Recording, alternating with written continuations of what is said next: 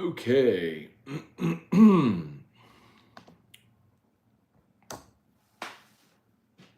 What's up, everybody? Good morning. Welcome to a Friday edition of Morning Scone presented by Brock, the Baton Rouge Orthopedic Clinic. Hudco Roofing.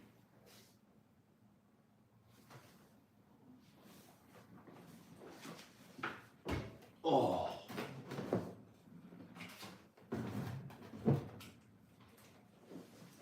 I definitely just hit my head right on that shelf. I mean, just boom, flush right there. Right there in the UDCO. Anyway, Hudco Roofing, HudcoRoofing.com. Restored Motions, RestoredMotions.com, and ProChargeEV, Hope y'all are having a wonderful start to your Friday. Hope you had a great Thursday. After AFR yesterday, jetted over to Most Blessed Sacrament, home of the Fighting Pelicans. Oh, that's not a Pelican sound. Mole Alma Mater, man. MBS. Got to speak to the men's club. I'm cleaning my shoes, by the way. Some G Nikes that got a little dirty. I need to clean them, so I'm gonna try these wipes, see if these work. I have this magic kit that you can get at the mall. There's like a kiosk at the mall. I'm probably gonna need that. I need definitely something stronger than this. Oh man. I'm about to find out if that magic kit will actually work. Holy bagoli. These are not in good shape. I need to clean them. So the story here is I wore these on the aesthetic medicine float at St. Patrick's Day, and I never cleaned them after I wore them on the float. So a lot of this is caked on gunk from St. Patty's Day 6 months ago. So yeah, those little wipes, not gonna do it. Okay, anyway, so we got to speak to Mike Denbrock yesterday at practice. So practice availability, then we got to speak to Denbrock. And it was a couple things stood out from Denbrock. Notably, him saying that LSU's offense last year was in, quote, survival mode. They averaged nearly 35 a game. It was 34 and a half a game they averaged last year, while in survival mode. So now that you go into a fall camp where you got a returning quarterback, returning OC, tons of good receivers, tons of good running backs, 6 of your top 7 offensive linemen from a year ago are back. Like, you should be even better this year. He did say of the freshman tight ends, while so many people have focused on Kamori and Pimpton, that Mac Markway's had the best camp. And that's something I've said, y'all. He is the most complete tight end. Pimpton is eye-catching because he's this big, long, 6'6" guy, and he's a mismatch and all that sort of stuff.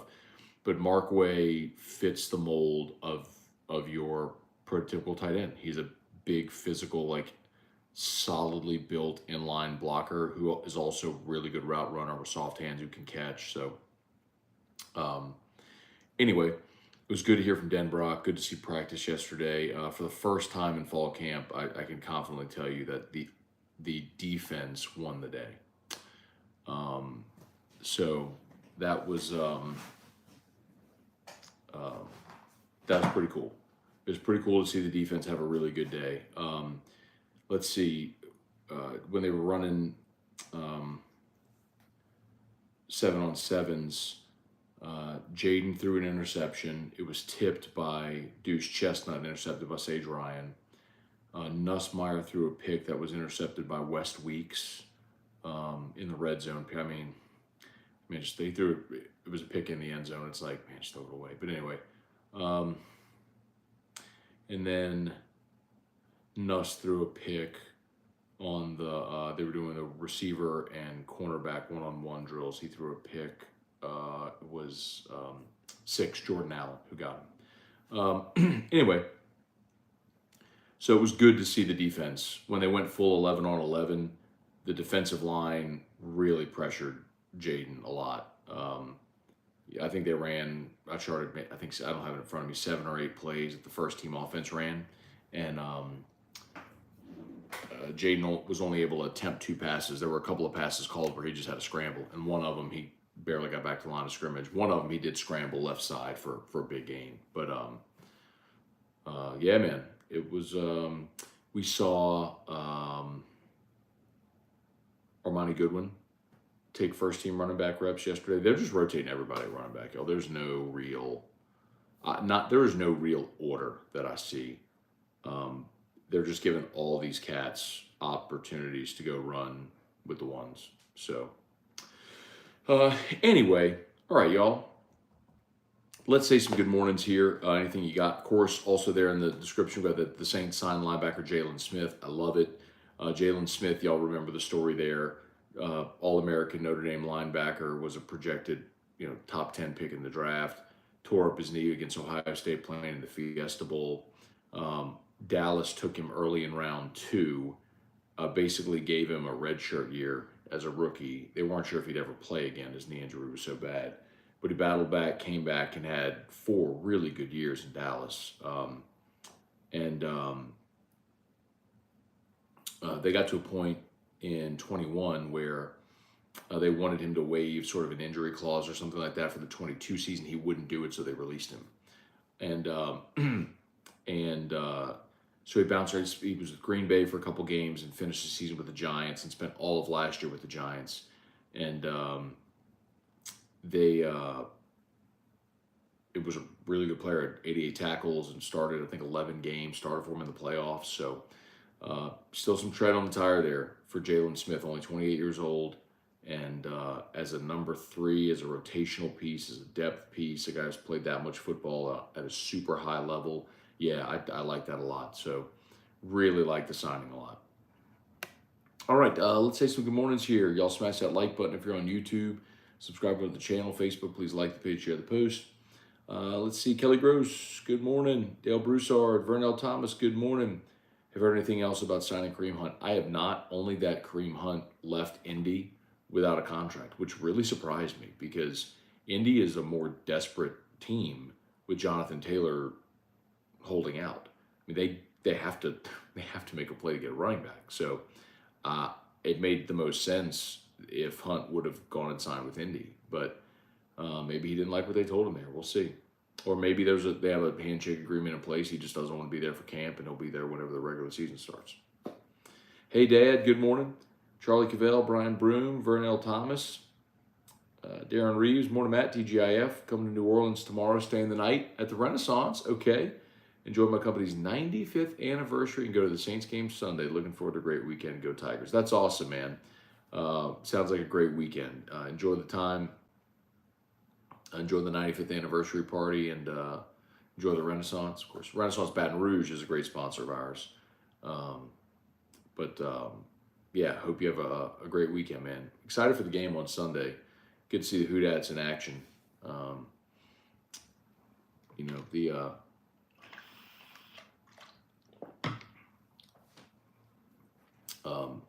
I don't know. I was talking to Mike Triplett on AFR Thursday about this. Not really sure what you'll see definitively or anything that any decisions will be made or anything like that after one preseason game. But, you can validate some things. Like, what if the offense goes and the first stringers play a couple of series and they go have a lot of success? That's encouraging, right? What if Peyton Turner is disruptive? That's great. Some of those things. And then mostly, you get the starters out of there because, what good does it really do? Mostly, the reason I love preseason is it's an opportunity to see who's going to win roster spots, 51, 52, 53. And a lot of those guys have their opportunity to stand out in preseason games. So hoping to see it. All right, let's see. Trivia Carter, good morning. Joel Atkinson, good morning. Strong Side, good morning. Devin Johnson, good morning. Let's see. Saw yesterday watching practice videos. Looks like some construction's taking place near football operations in the practice field. Any info on what that could be? You know what, man? I'm glad you asked, Devin. I should know the answer to that, and we see it every day, and I just haven't asked. For those that are wondering, it's basically on the back side of football ops, between football ops and the fields, the practice fields, or I guess between the indoor facility. If you're leaving the indoor facility on the side of football ops heading to the practice fields, there's a big metal frame that's going up that there's an addition there. And I should know what it is, and I don't. But I will ask. I would actually find out right now, but I'm streaming this on my phone. Okay. I'll find out, and then ask me tomorrow, and I'll have the answer. Jesse Brown, good morning. With the Saints adding former Pro Bowl linebacker yesterday, do you think they still sign Barr? No, I do not think they sign Barr. Cajun Country, good morning, Matt. Again, really appreciate all the shows. You got it, man. With all of these conference realignments, will all the conference realignments affect baseball and basketball too? If Duke leaves the ACC, that would be massive. So the thing that I would point out is none of these decisions are made based on anything other than football. And I know I was actually listening. Golly, it goes to show you sometimes, like, people kind of need to stay in their lane. I was listening to one of the ESPN national shows this weekend, just riding around. And I'm not even sure who it was on the show. But when they were talking about the Big 12, adding, expanding, in Arizona, and he's like, we got to keep in mind what this does for basketball. This makes the Big 12 already with really good basketball teams. I'm like, it means nothing. Literally zero. Like, if basketball were an important cog, Gonzaga would be in a Power 5 conference. They're not. Basketball is wholly irrelevant to this conversation. I mean, literally means zero. This is completely, realignment is completely 100% solely focused and predicated on college football alignment and conference deals to make the most money. Like, that's it.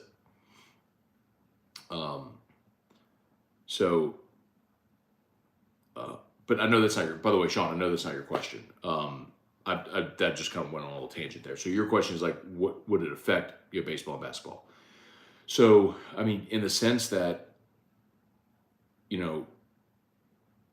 USC and UCLA will now be playing, they'll be full members of the Big Ten. Then if you have full membership, it means you're participating in the Big Ten in every sport.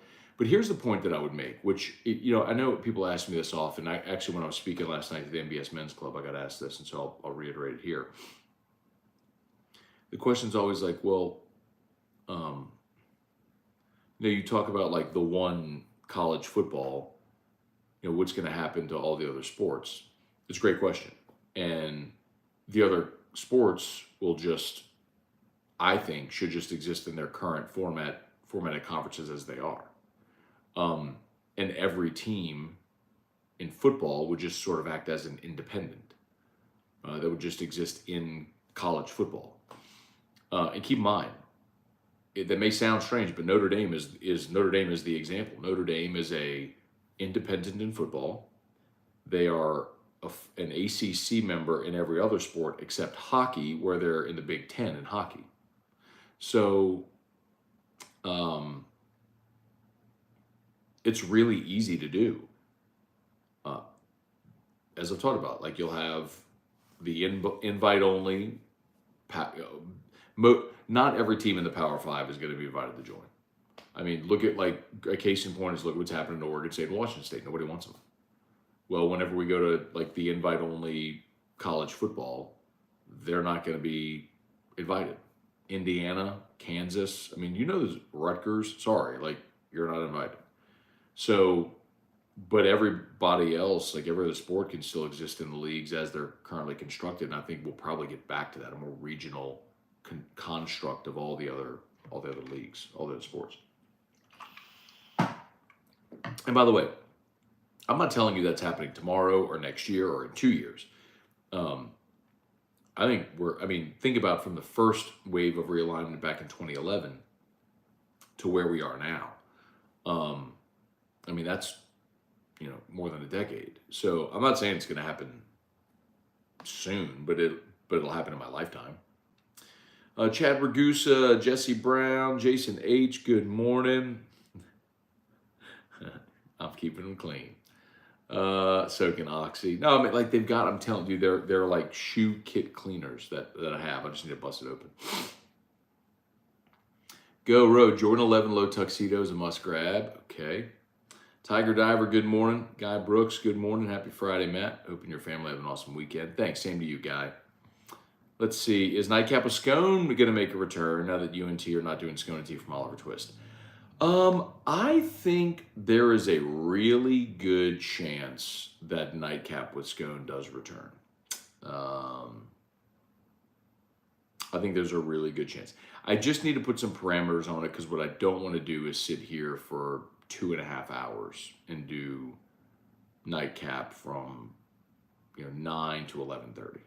So I've been getting in bed earlier because I've been getting up and going to work out at 5:30. So I want to make sure that I at least stay on some semblance of a schedule. But Nightcap, I think, can come back, yes. Josh Giraldo, what's up, Scone? Of all the legacy athletes that played at LSU, all major sports, who had the most successful career? Oh, gosh. The LSU career or pro career?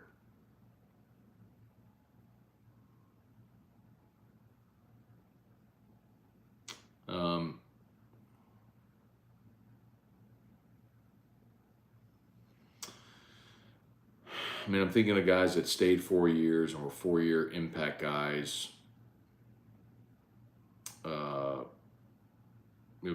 Kevin Falk and Glenn Dorsey come to mind first. Glenn, of course, won a national championship. I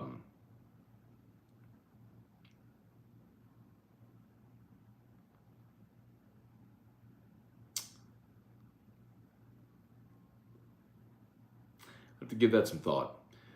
Jeff Hawk, good morning. What up, my dude? Brad David, did y'all not do Scone and Tea on Wednesday? So, Brad, bad news is that Scone and Tea is on a hiatus right now as far as the live show. So, we're not going to be at Oliver Twist.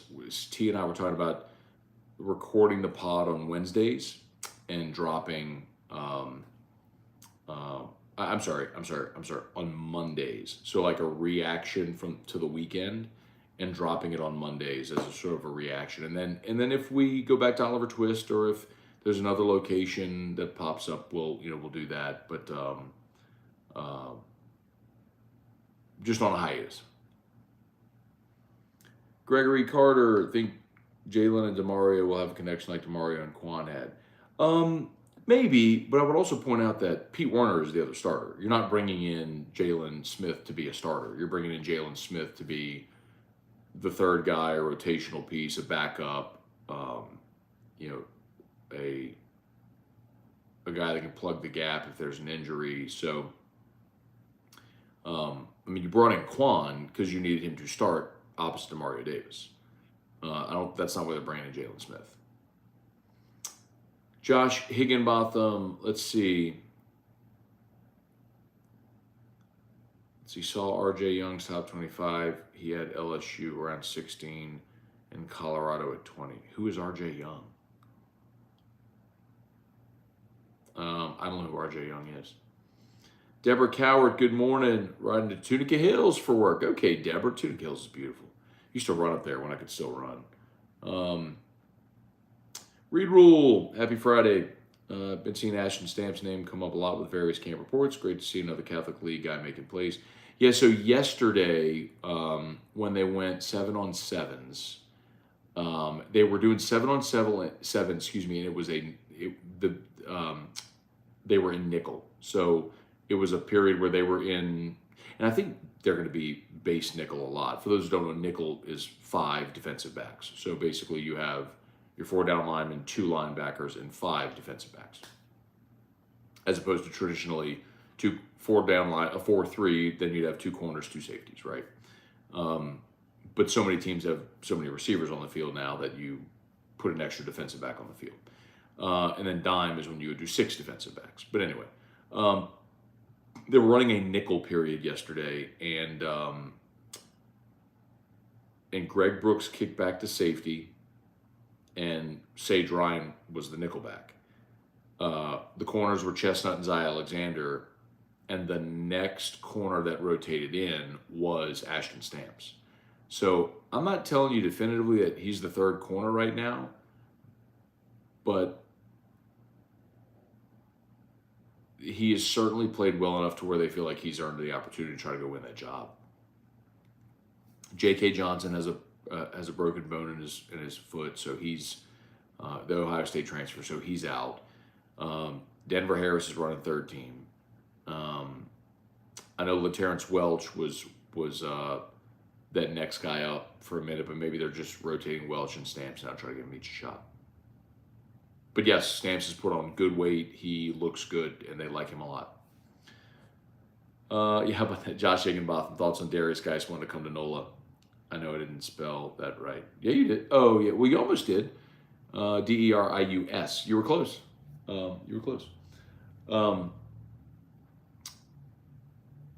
Yeah, I'm not opposed.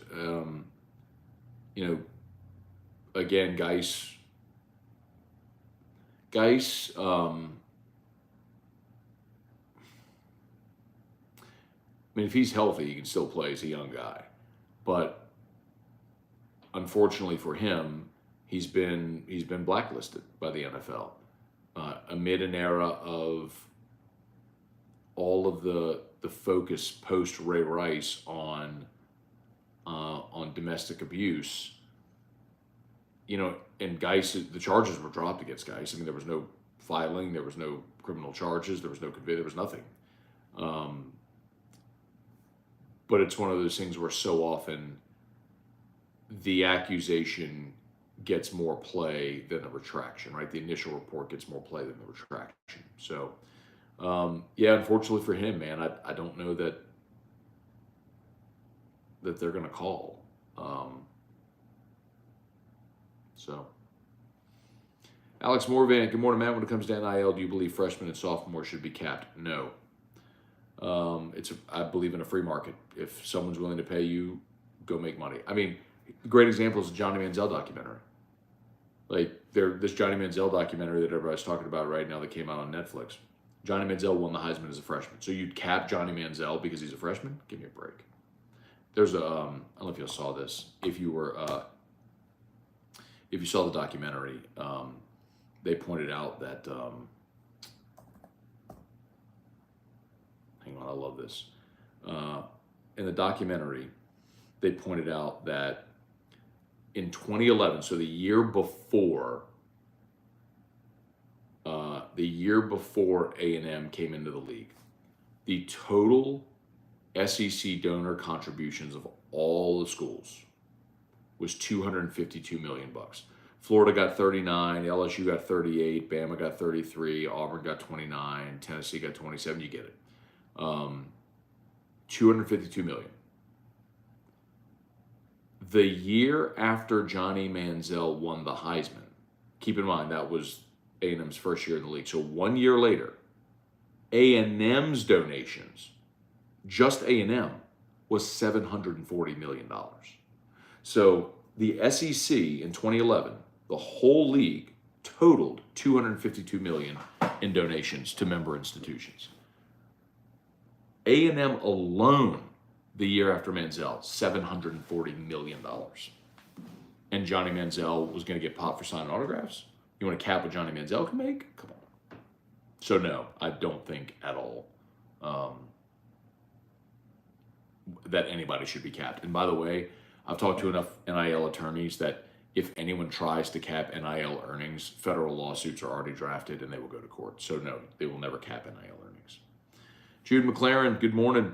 Ryan Pike, you mentioned how transparent and open with practice Brian Kelly has been compared to previous coaches. Do you know if he was like that at Notre Dame? That's the thing, Brian. He was not like that at Notre Dame. From the people I've spoken with who covered him at Notre Dame, he did not have open practices like this. So for whatever reason, I've told you my theory. My theory is last year he wanted us to come see practice because he wanted all of us to see that they weren't very good. And at the beginning of the year, they weren't very good. So I think he wanted us to see that. Again, he hasn't said this. This is my own theory, but I think he was giving us a lot of access to sort of temper expectations. And then they went out and exceeded everybody's expectations. And I think he gave a bunch of access and realized, the world didn't burn. And so he's like, okay, this is good. Jerry DeLucky, good morning. If Florida State wants a bigger share of the pie in the ACC, they don't want to go to the SEC where the pie is shared evenly across the board. Well, no, that's so. Jerry, the reason they want a bigger piece of the pie in the ACC is because, and look, Texas and Oklahoma had a larger piece in the Big 12. Because there's such a revenue gap, they're saying, well, let's make up a revenue gap because we're pulling more weight, we get more money. In the ACC, that's Florida State's impression. But if you come to the SEC, you get an even share, but that equal share is going to be way more than what they're making in the ACC. Lowell Cormier, good morning. Have you tried Buffalo Trace cigar yet? They're not bad. I don't know if I have. I've had plenty of cigars that are aged in whiskey barrels, but I don't know that I've had a Buffalo Trace one. I know, Jerry. Sorry, man. No Scone and tea at Olive anymore. Yep. Well, hopefully it comes back. It's just they got a lot of balls in the air right now, and so it's just we're pausing, and at some point I'm sure we'll Jerry put a crying emoji. We'll be back, Jerry. Tom Grant and Goodmore, come see us at Whiskey and Wine. Let's see. Oh, it's 8:00. Tiger Diver surprised us through an interception in the red zone. Jason H. Smash the like button. Ronnie Duga. Yeah. Smash that like button. Antron Hemingway. Let's see. Do you know the Saints play Sunday? They do. Yes, man. They the time. Sorry. Yes, they play at noon. Noon on NFL Network on Sunday. Leslie Martin, Josh Higginbotham, Bailey C. You said Carr should have overcome dysfunction with the Raiders. Jameis didn't win with good talent with Bucks. You wanted him. Brady didn't pick them because of the weather. He knew they had talent. Okay, there's a lot to unpack there. So, number one, to say Carr should have overcome dysfunction with the Raiders. The point I've made is great quarterbacks have gone into bad situations and made them better. Joe Burrow is a case in point. The Cincinnati Bengals are a dumpster fire of a franchise and have been for a long time. Burrow went in there and immediately made them better. That's number one. Carr won games with the Raiders. He just was never an elite quarterback with the Raiders. That's the point. So that's number one.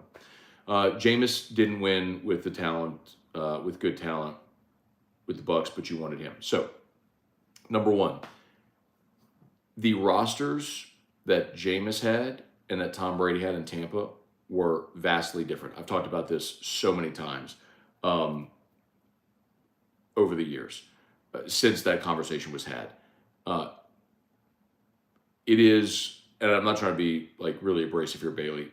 It is honestly just a very lazy take because you haven't looked at the roster side by side. The amount of talent that followed Tom Brady to Tampa because they wanted to follow him because they knew they could win was notable. So no, that's not actually accurate.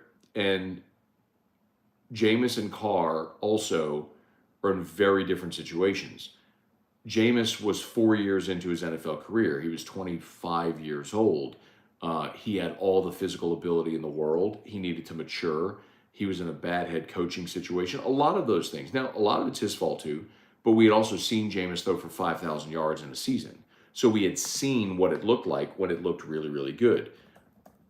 My point with Derek Carr now is that at 32 years old, going into his 10th NFL season, we've already seen the best Derek Carr. At 25, I don't think we had seen 24, 25. We hadn't seen the best Jameis Winston yet. So that was the point. Like, I could make a case that Jameis's ceiling, the case I did make was that he's got a much higher ceiling. It's not to say he reaches it, but the potential is there. My point with Carr is and has been, we've already seen Derek Carr's ceiling. I don't know that he reaches his career best again. I mean, he could. He's 32. I'm not saying he's ancient, but Carr's best year was 2021. He threw for 4,800 yards on a team that went 10-7. Like, that's 23 touchdowns, 14 picks. That's probably his high watermark. I mean, I'm looking at his stats: 3,200, 3,900, 3,900, 3,400, 4,000, 4,000, 41, 48. Then last year, 35. So, could he throw for 4,000 yards again in New Orleans this year? Yeah, I think he will. But I think we've seen what his ceiling is. That was the point. It is interesting how sometimes people hear what they want to hear and distort a take to fit whatever narrative they want. But I'm happy to explain, so I'd always rather you ask stuff like that. Josh Giraldo, Ronnie Duga, Perkins for Heisman. Keishon got lit up last night on Tom's screen. Let's see, Josh Giraldo, do you think Landon Ibieta plays a role this year?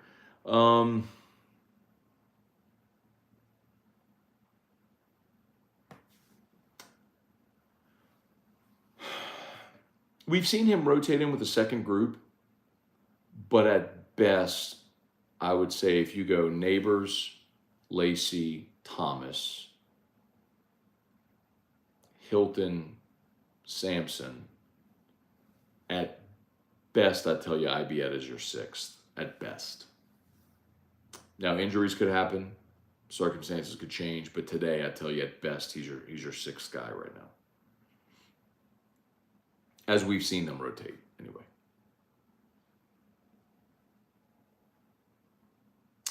All right. Caleb Lemoyne. It's Robert Collins. Matt, have you heard any positive feedback from Saints camp about Derek Carr? Yeah, absolutely. We had Mike Triplett. Like, again, I know I've been labeled as a Derek Carr hater and all this sort of stuff. Like, that's not the case. I have said so many times, Derek Carr is the best option for New Orleans in 2023 to win the most amount of games. My point with Derek Carr is I don't think he is a championship quarterback, and I think he has probably played his best football already. If that's the case, then there's a higher floor with Derek Carr. Like, you're not going to go 3-14 with Derek Carr, like you might have if you drafted a rookie and threw him to the Wolves. But I also don't think you're going 14-3 and winning the Super Bowl. I think you're probably a 9-8, 10-7 football team. You'll probably win a bad division and get bounced early in the playoffs. I mean, that's what I think your ceiling is with Derek Carr. I hope I'm wrong. I would love to be wrong. I would love for Derek Carr to throw for 5,000 yards and lead the Saints to the Super Bowl. But people, you want to, like, I'm in the opinion media. I give opinions. That's my opinion. You don't have to like it. That's okay, but it's my honest opinion. And I mean, last year he had Devontae Adams and Darren Waller and Josh Jacobs and Foster Moreau. I mean, and Renfro. I mean, he had offensive guys. He had skill guys all around him last year. So don't give me that he didn't have anybody. I mean, they went and got him Devontae Adams, who at the time was the best receiver in the NFL. So, anyway.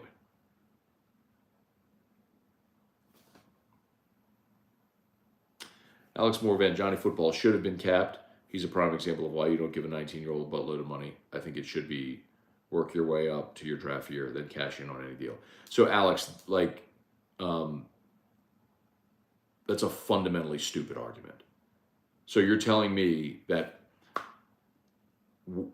what about the 18-year-old high school kid that goes number 1 overall in the baseball draft? Should he be capped? He should be capped because he's 18. He shouldn't be able to make slot value. What about the 18-year-old who stars in a movie, or the musician that hits it big as Taylor Swift, who releases her debut album at 16? Should she be capped on what she makes? Come on, brother. Like, we live in a free market capitalistic society. If he can't manage his money at 19, that's on him. He's 19 years old. Listen, you can go be in the military at 19, but you can't make as much money as you want at 19? What if you build a gigantic company online at 19? Should you be capped at what you can make because you're 19? Get out of here, bro. That's stupid. Like, we live in the United States of America. Go get yours. What you could say is, hey, it's really on athletic departments to try to surround these student athletes with good resources to help them manage money. And what they do with it, that's their prerogative. What about Olivia Dunn? Olivia Dunn has made 7 figures in NIL deals. Should she be capped because she's a teenager? Come on, man. Like, what are you talking about? That's pitiful.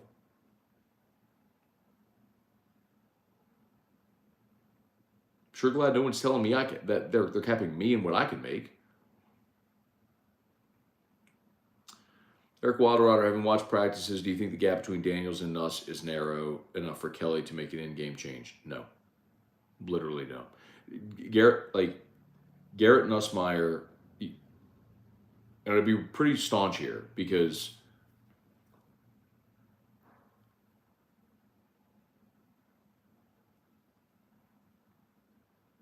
I keep getting asked about Nussmeier. And I understand why. He's a fan favorite, and I don't really get why, but he is. And, I mean, you have a starting quarterback that did something no LSU quarterback's done before. He threw for 2,900 yards, ran for 800 yards, was your leading rusher a year ago, won 10 games, beat Alabama, got you the SC championship game, but whatever. But no, like, Garrett Nussmeier has not taken a single rep with the first team during team periods. Jaden Daniels is the one, Garrett Nussmeier is the 2. That's it. So no, there is no role for, I mean, unless if, like, when we're not there watching practice, that's when they're running Garrett Nussmeier with the ones. But if they're doing that, then they're wasting a lot of time with us there. So, no. Brian Williams, happy Friday. Thank you, man. Appreciate you. Be Fair TV at 19. He's an adult. Quit trying to argue about salary caps. Amen. Seth Rushing, do you think some players that transfer get told they're not going to be a scholarship for them next year by the coach? Oh, you mean like players that, yeah, oh, absolutely. That happens at every program every year. It's a polite, it's really getting cut, but it's a polite way of saying you've been processed out of the program. Or the polite way of saying it is you've been processed out of the program. Yes, that happens everywhere. You just have conversations with guys like, hey, there's not going to be a spot for you. You should probably go look for a new place. Michael Godin, yo, what did I miss? What happened to Scone and T? So no more Scone and T at Oliver Twist. So we're pausing the on location show. I was talking to T yesterday. We're going to record on Mondays during the season. So it'll be a sort of a recap of the weekend in college football. It'll drop on Mondays. And then there may come a point where we're back at Oliver Twist or somewhere else. I don't know. We go back out and do the show on location. But it was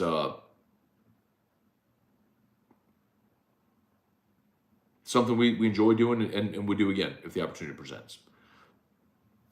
So, all right. Might be just about done. Okay, y'all. All right, Jeff, what's going on, man? Jeff McKithen, good morning. Okay, y'all have a great rest of your day. Appreciate y'all for being here. LSU Daily is live, so check it out on your favorite podcast app. As always, shout out to Brock, the Baton Rouge Orthopedic Clinic.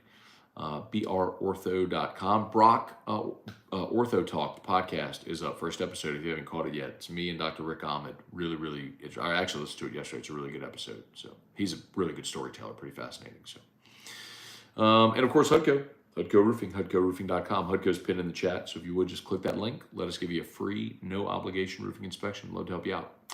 Hudco Roofing, HudcoRoofing.com. Okay. Y'all have an awesome day. We'll see you. Peace.